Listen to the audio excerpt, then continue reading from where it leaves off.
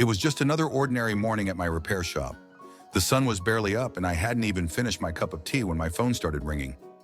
The voice on the other end sounded urgent, yet excited. "Hey, Mr. Kiet, I just found the car of my dreams, but, it's a little special. I need you to check it out and tell me if it's worth buying." As soon as I heard the word special, my instincts kicked in. Years of fixing cars taught me that special usually means trouble. I thought to myself, here we go again. Another legendary used car story. But there was something about his tone that seemed genuine, so I agreed to meet him. A few hours later, the guy showed up at my shop, practically buzzing with excitement. "I drove all the way from Hunan just to meet you, Mr. Kiet. I've been a big fan of yours for years. This time, I'm determined to get your help. No one else will do," he said eagerly, pointing to a car parked on the street corner. I turned around and followed his gaze. It took me a few seconds to process what I was looking at. A dusty old car stood there, its paint peeling off in large patches, with a frame that looked bent and tired. The doors were slightly ajar, as if they were ready to fall off at any moment. I chuckled nervously and walked closer to take a better look. This wasn't just an old car. It looked like it had survived a war and been abandoned in a scrapyard for at least a decade. At first glance, I saw the chassis was severely rusted, the doors wouldn't shut properly, and the tires were completely flat, as if they hadn't touched the road in ages. The hood was covered in rust and engine oil had leaked all over the place. From a distance, it might have passed for a piece of modern art made from scrap metal. I glanced at him with a raised eyebrow. "Are you sure this is the car you want to buy? Have you taken a good look at it? It looks like it just escaped from an abandoned car museum." He scratched his head and gave me an awkward smile. "Well, yeah, it's a little rough around the edges, but I trust your judgment. If it can still be saved, I'll restore it to perfection." Hearing his determined words, I let out a sigh. The passion of car enthusiasts like him always leaves me impressed, and sometimes a little scared. But I was already here, so how could I refuse? I motioned for him to pop the hood so we could take a closer look. As expected, the engine refused to start. Inside, everything was a tangled mess. Engine oil had leaked everywhere, and the wires were either loose or completely snapped. "This engine's a lost cause," I said, shaking my head. "If you want to bring it back to life, you'll have to go all in. And just so you know, it won't be cheap." But his resolve didn't waver for a second. "I don't care how much it costs, as long as it runs again.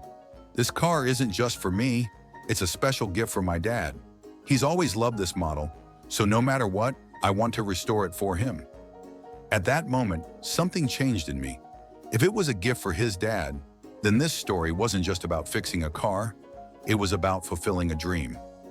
Over the years, I had met many car lovers, but rarely had I seen someone so determined to restore a vehicle for such a meaningful purpose. My exhaustion melted away, replaced by a newfound sense of purpose. I gave him a pat on the shoulder and smiled. "All right, since it's a gift for your dad, I'm in. I'll help you assess and plan this restoration, but I won't sugarcoat it. This car is no ordinary project. You'd better be ready for a long and challenging journey."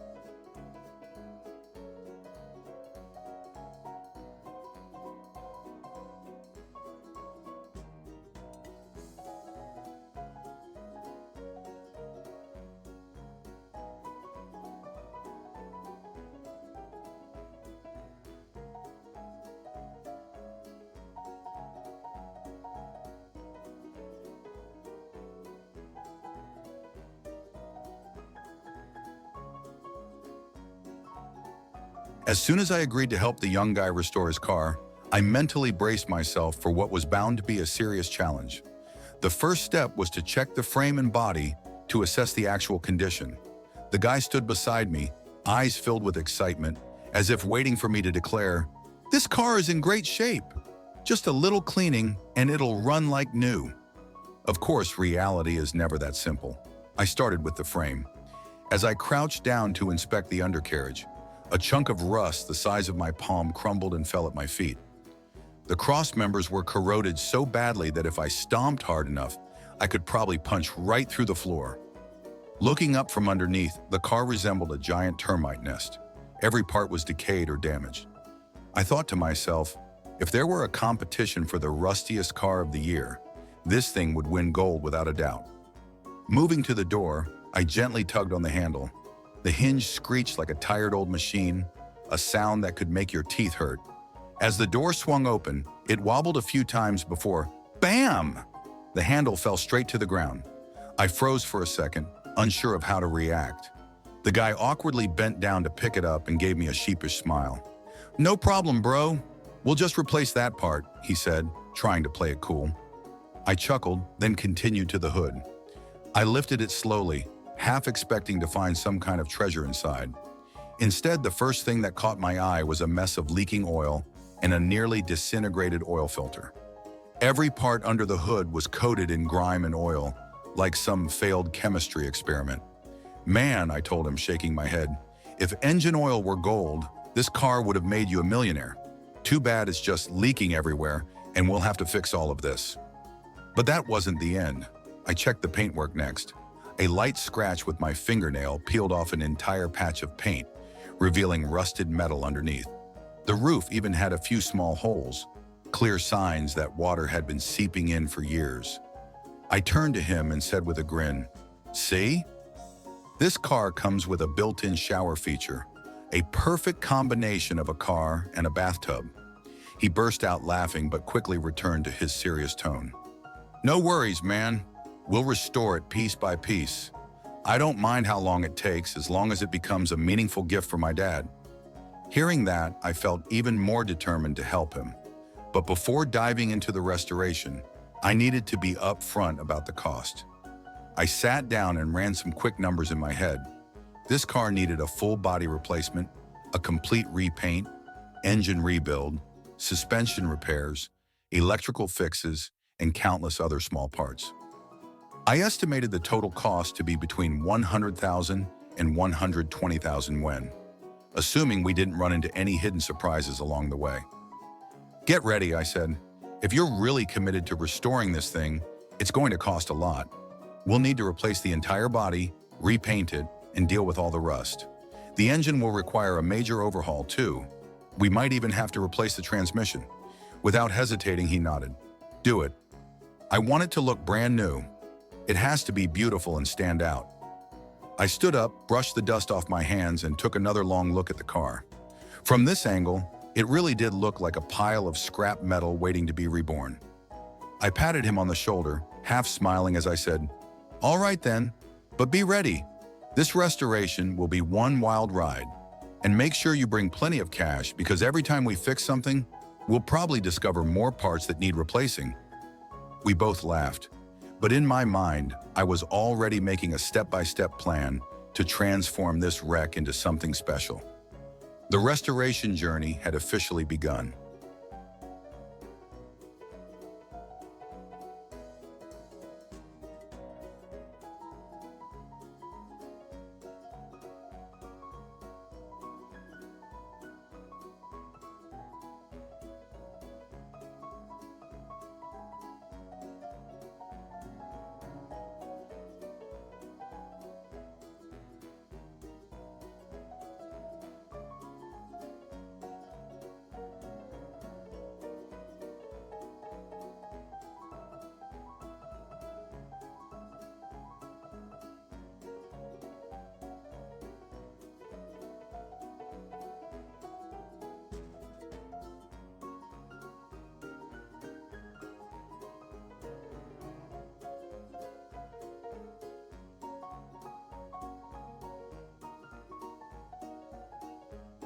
Once I agreed to help the young guy restore his car, I mentally prepared myself for a serious challenge. Anyone looking from the outside might think I was crazy for taking on a job like this. But honestly, I found it exciting. After years in the car restoration business, these kinds of impossible projects were what kept my passion alive. Still, I reminded myself, Keith, if you're not careful this time, you might just become a professional scrap metal recycler. The first step was tackling the car's body. My team and I decided to strip everything down to see what we were really dealing with. Every panel, door, hood, and rusted out piece was removed one by one. But the more we took off, the more problems we uncovered. Some parts were so rusted that just tapping them lightly made chunks of metal crumble away like dry crackers. As we worked, we couldn't help but joke around. This car doesn't even need power tools. You could probably disassemble it by hand. By the time we had removed everything, what remained was just the bare skeleton of the car, an empty shell that looked more like a haunted relic than a vehicle. I turned to the young guy and smirked. See this? This is what your car really looks like. If we add some fog and spooky lighting, we could shoot a horror movie right now. He laughed but remained determined. Just keep going. We're bringing it back to life no matter what. With everything stripped, the next step was to clean and remove all the rust from the frame. This part was incredibly time-consuming. We had to grind down every inch using sandpaper and rust removers to restore the metal underneath. Some sections were so far gone that they needed to be replaced with brand new steel panels, especially the floor, which was practically non-existent. If we left it as is, water would seep in every time it rained. Every day from morning till night, my team and I worked tirelessly, scrubbing away layers of decay. Sweat dripped down our faces, but there was something satisfying about seeing the rust disappear. With each section restored, the car slowly started to take shape again, piece by piece. Once the cleaning was complete, I decided to apply an anti-rust primer to protect the newly exposed metal before reinstalling the body panels. But before we did that, I turned to the young guy and asked, "What color do you want it to be?" The original was black, but I think we should do something special. He thought for a moment, then his eyes lit up. "I want it pearl white, clean, elegant, and eye-catching." Hearing that, I nodded in approval. Pearl white was a solid choice, timeless, luxurious, and perfect for a full restoration. So we changed plans. I called my paint supplier and ordered the best quality automotive paint, ensuring a flawless finish that would last for years. Painting a car is not something you can rush. My team and I applied the paint in thin layers, allowing each coat to dry before moving on to the next. In total, we used 4 coats: a primer, the base color, a glossy clear coat, and a final protective layer. The entire process took several days, but the end result was worth every minute. When the final coat dried, the car had completely transformed. What was once a rusted, battered old vehicle now stood gleaming under the sunlight, wrapped in a brilliant pearl white finish. It was unrecognizable. The young guy stood there, mouth slightly open in disbelief, running his fingers along the flawless paint. "I can't believe it. This is the same car I brought to you? You're a genius, Kiet." I just chuckled, giving him a friendly pat on the shoulder. "This is just the beginning. There's still a lot more to do. But don't worry, I promise to turn this into the perfect gift for your dad, and I always keep my word."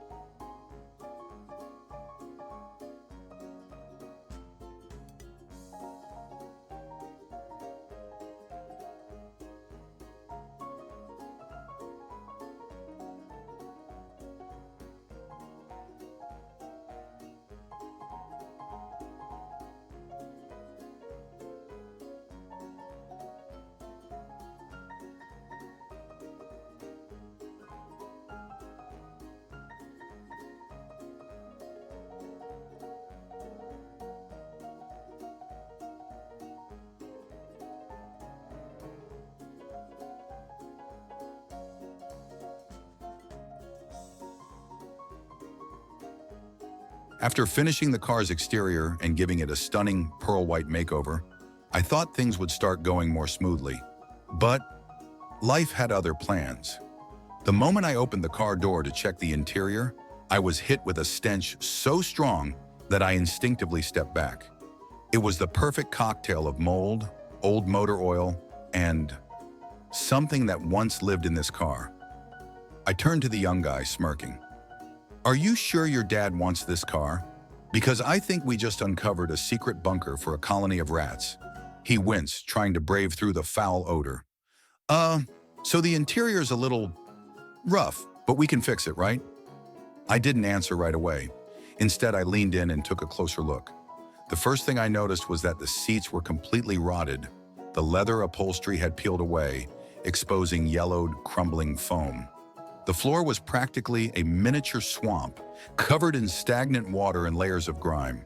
And worst of all, the ceiling had a massive dark stain, a clear sign that water had been seeping through for years. I shook my head and thought, this car isn't just old, it's lived a full, hard life in extreme conditions. Our first task was to strip out the entire interior. One by one, we removed the seats, carpets, door panels. Everything had to go. When we pulled up the floor mat, we uncovered a thick layer of dried mud, at least a centimeter thick. As we scraped it away, dust clouds filled the air, making it feel like we were excavating an ancient artifact. One of the guys in my shop chuckled as he worked. "I'm pretty sure this car was used for farming at some point." But that wasn't the craziest part. Hidden inside the seat crevices, we found a collection of unexpected treasures. An old lighter, a few mysterious coins from God knows what year, and most impressively, the mummified remains of a rat. I picked it up, waving it in front of the young guy. "Check this out. This rat has been here so long, it might as well be this car's guardian spirit." He burst out laughing, but stayed focused as we continued gutting the interior. Once the mess was cleared out, it was time to plan the restoration. I turned to him. "What kind of interior do you want? Premium Napa leather or something more classic?" Without hesitation, he said, "Make it as luxurious as possible. I want my dad to feel like he's sitting in a brand new car." With that, I decided to go all out. We reupholstered the seats in battleship gray Napa leather, a color that looked both sophisticated and timeless. The ceiling was redone with high-quality moisture-resistant fabric to eliminate any traces of past water damage. Every plastic panel inside was removed, deep cleaned, polished, and refinished to look brand new. The reupholstering process took almost a week. We worked meticulously, ensuring every stitch and seam was flawless. Even the smallest details, seat belts, floor mats, were replaced with brand new ones. And as a little bonus, I decided to throw in LED ambient lighting and a touchscreen display to give the interior a modern touch. Once everything was finished, I invited the young guy to step inside and see the transformation. He froze for a few seconds, completely speechless. Then he finally blurted out, "I don't believe it. Is this really the same car? It looks like something out of a luxury showroom." I grinned and patted the steering wheel. "This is the result of nearly a month of backbreaking work. Now you can rest easy. Your dad is going to love this." Looking at the newly restored interior, I felt like I had truly brought the car back to life. Every detail had been refreshed while still preserving a bit of its vintage charm. With the interior now complete, I knew the next big challenge awaited: the engine. I took a deep breath and thought to myself, the road ahead is still long, but I promise to see this through. Let's keep going, kid.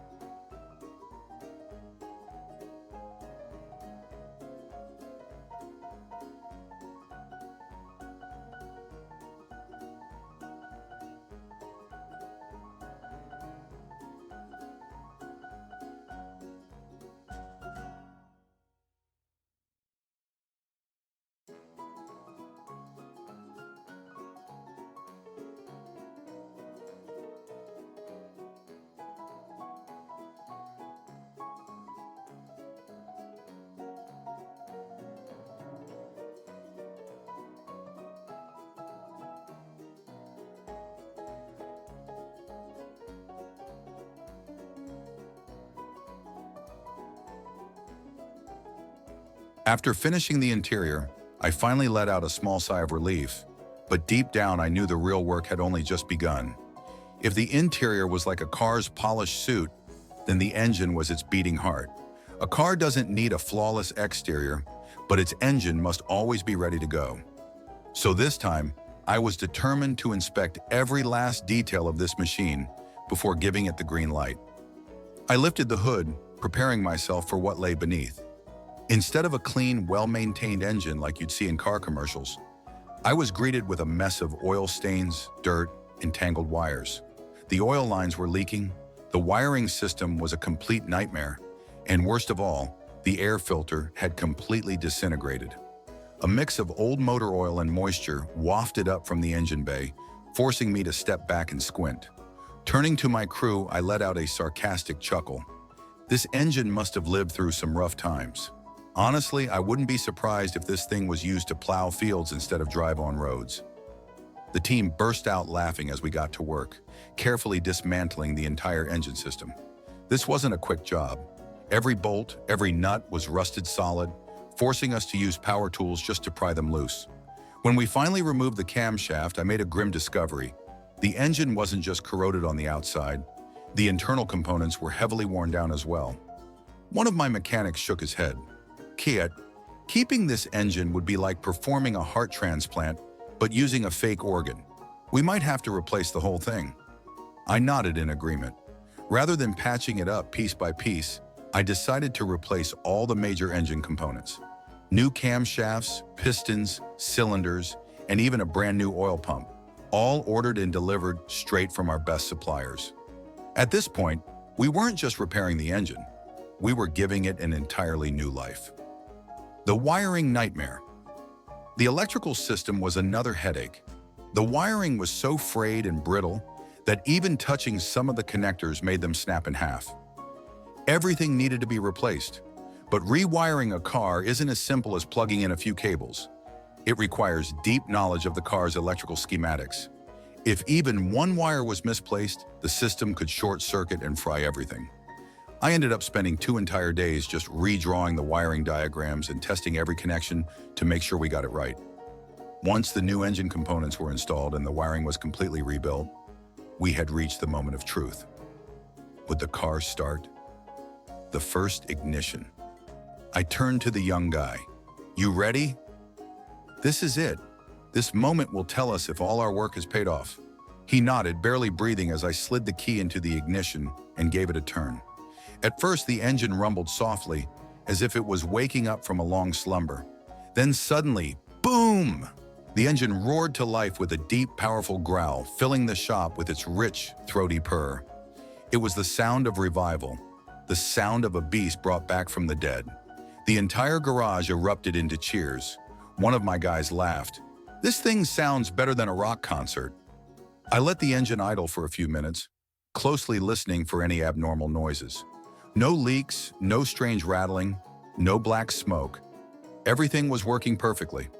I revved the engine a few times, grinning at the smooth response and raw power. Turning to the young guy, I smirked. "This engine is so strong now, it could take you from Hunan to Beijing without breaking a sweat." But I wasn't done yet. For maximum safety, I decided to upgrade the cooling system and brakes. The old brakes were completely worn out, so I swapped them for high-performance brake pads with better grip and durability. With all these new upgrades, this car was now safer, stronger, and more reliable than ever before. The test drive. Finally, the moment came for the test drive. I gestured to the young guy. "Hop in, let's take this beast for a spin." He slid into the driver's seat, still in awe of how different the car felt. As he gently pressed the gas, the car rolled forward effortlessly, gliding smoothly and quietly. The feeling behind the wheel was night and day compared to when we first saw it. His hands gripped the steering wheel as he took it for a full lap around the block, testing its acceleration, braking, and suspension. By the time we stopped, his face lit up with excitement. "I can't believe this. It drives like a brand new car. Kiet, you're a car magician." I laughed, patting him on the shoulder. "No magic here, just a lot of patience and a whole lot of sweat. But now your dad can drive it with pride, without worrying about it breaking down." With the engine and electrical system now completely restored, the hardest part was finally done. Looking at the car, I no longer saw the rusted wreck from before. I saw a reborn machine, ready to hit the road. I smiled to myself. Just a few finishing touches, and this masterpiece will be complete.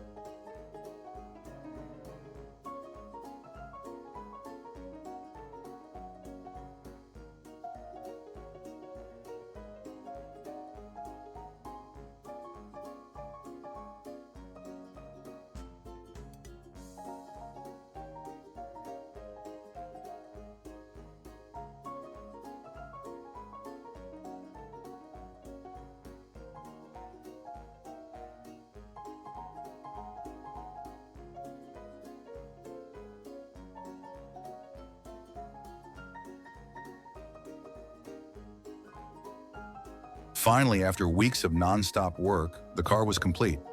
From the chassis to the engine, the interior, and the electrical system, everything had been restored to perfection. As I stood there looking at the finished masterpiece, a wave of pride washed over me.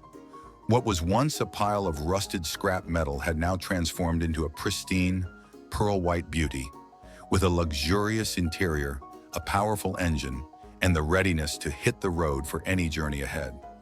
I waved over the young guy. "All right, this is it. Time to take it out and see if we've really made it perfect."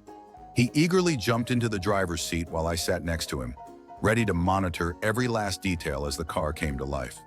He turned the key and instantly the engine purred to life, its smooth and quiet hum catching even me by surprise. The car rolled effortlessly out of the shop, heading toward the main road. At first, he kept the speed low, getting a feel for the new ride. But after a few minutes, he gained confidence and pressed the gas pedal harder. The car responded flawlessly, the engine growling powerfully as it picked up speed.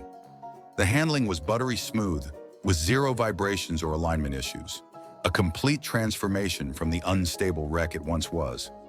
The braking system worked like a dream, gripping the road perfectly with every stop. I turned to him and smirked. "Well, feels like a brand new car, doesn't it?"